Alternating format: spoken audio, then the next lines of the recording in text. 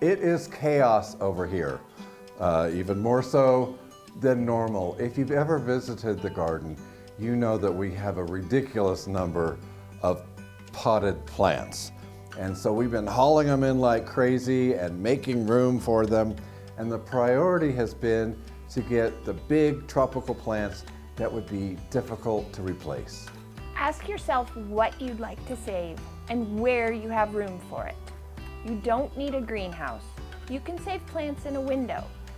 South or west facing are best. You can use a sunroom or an enclosed porch effectively as well. It doesn't need to be warm. In fact, it's better if it's cool, because if it's too hot, your plants will grow wildly and get all leggy and floppy. Consider saving whole pots from your patio, like these lovely geraniums and these great Kupfias. You can also dig and repot before bringing plants inside. It's worth saving coleus, lantana, pentas, begonias, flowering maples, and bloodleaf. Rob saved the whole plant of this bloodleaf, and I'll do some cuttings and we'll start it in water.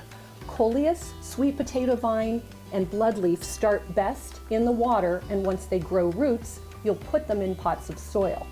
If you decide to save your geraniums, you'll do a cutting about 6 inches long, strip off the bottom leaves, and then you'll brush this with your rooting powder and put it right in the soil. When I was doing this at my house, I told my husband that I had too many plants, but Rob reminded me, I don't have too many plants. I have too many plants that I want to save. Don't forget to save your salvia. They have been spectacular this year. You'll want to cut them back because they can't sustain all of this top growth. Don't worry about cannas and dahlias yet. Once the foliage has frozen, you can dig them and store them for the winter in a cool, dark place. I hear this over and over and over again.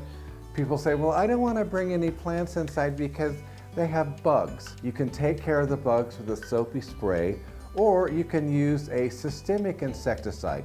Now, those are usually granules that you sprinkle at the base of the plant, you water it in, and the plant takes up the insecticide into the leaves. Now, we never use this outside because some of that insecticide could be expressed in the pollen and it could affect butterflies and bees. But you don't have any butterflies and bees in the house. So bring your plants inside. That's a ridiculous reason for letting hundreds and hundreds of dollars worth of plants freeze to death.